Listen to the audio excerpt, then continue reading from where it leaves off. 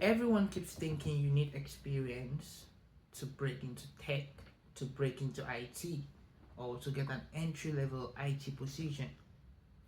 But how do you do that if you don't have a job? Okay, so this same time last year, I quit my job at Target where I was working 12 hours for 3 days and it was draining me. And somehow, January of this year, I got my first IT job and without experience. And if I was to do it all over again, this is how I will do it. Okay, first, as a beginner, you need to look for entry level positions. Don't worry too much about the salary because the difficult part is breaking into tech. Trust me, the possibilities are endless once you break into tech. That's why some people break into tech with a salary of $35,000 a year. I'm serious. Some people do it with $40,000 a year just because they know what they're after. After you break into tech, the possibilities are endless. So this is what I would do if I was to do this all over again. Okay, first thing, you need to make Google your friend, ChatGPT, and YouTube. You need to make this your friend because you need to put in the work by yourself. No one is gonna come and force you to, you know, do the work. So I took an entry level course. I took a course which teaches the basics and everything that I need to get into the field. But the course alone was not enough because I did most of the heavy lifting. You have to do most of the heavy lifting because there's already a lot of people that are taking courses that are trying to break into tech that have degrees and there's a little bit of competition. So what do you want to do? You need to stand out. So you need to be strategic. So this is what I will do to gain experience. First thing, set up a home lab. Okay, work on set up a home lab, troubleshoot using your computer, your devices, help your friends if they need things with troubleshooting.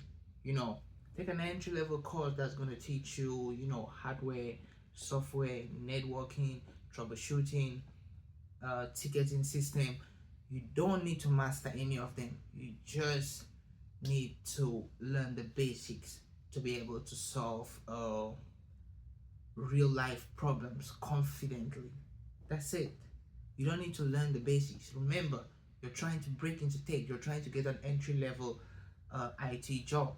And these kind of jobs, the kind of job you should be looking at should be help desk, help desk technician, help desk specialist, desktop technician.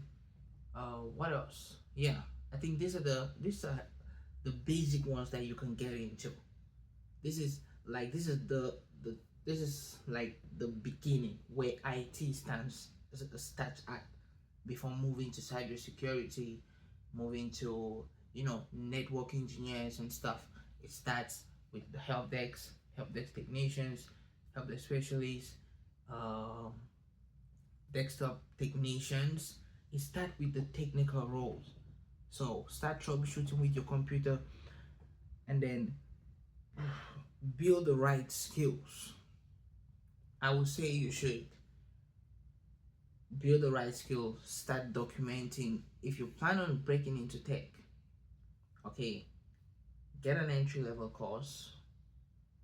The course is out there. The course that I took was $450, and it basically taught me everything. Though I had to do the heavy lifting, but the course has everything you need to be able to break into tech in less than 2 months. So get any course that you want, do the work, put in the work, document everything on LinkedIn because recruiters like to see people making an effort. Document yourself, do your labs, and there's a GitHub where you can document the labs that you do. That way you're gonna add them to your CV when you start applying for jobs. Okay, so when it comes to applying for jobs, uh don't just highlight your certificates. Highlight your certificates and your project. Okay, do something like this. Instead of saying um the I'm learning IT, say something like I've completed hands-on labs in Windows troubleshooting and user support, and then add a certificate if you have it, because the recruiters out here don't wanna they're gonna say they need people with experience, but what they actually mean by that is they need someone that can do the work, and your job is to prove that you can do the work. So how else are you going to do that? You have to document yourself on LinkedIn. If you look at my LinkedIn, I wasn't using LinkedIn, but in under 2 months I had 1,000 uh I had 1,000 followers on LinkedIn, because I was connecting with people in tech. I was connecting with people in the tech industry, help desk industry. I was connecting with recruiters. I was posting my progress. I was posting how far I've gone with the course. When I completed the course, I'll post about it. When I did labs, I'll post about it. I was posting I was posting my progress. When you're applying, you should not just apply for the jobs that you think you're qualified for. Apply for every job, even if you don't meet the requirements. Just apply. The goal is to get notice. That's the goal. Because you have to be consistent. Trust me, these recruiters on LinkedIn are seeing you. They're seeing your profile. You just need to make them see it enough. Because right now, recruiters reach out to me like on a weekly basis, offering me positions, asking me if I'm actively looking for roles and work, But it's it's very easy once you break into tech. So you have to put in the work for yourself. Like I said, make YouTube, ChatGPT, Google your friend, because breaking into tech is not that difficult.